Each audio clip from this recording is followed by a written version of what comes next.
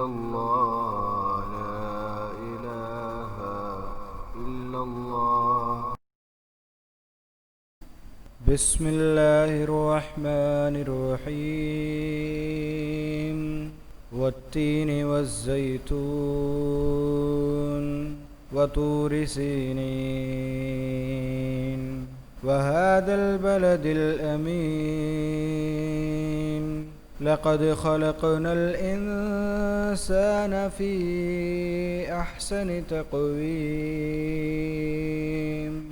ثم رددناه أسفل سافلين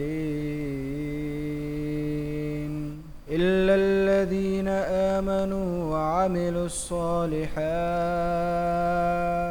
فلهم أجر غير ممنون فما يكذبك بعد بالدين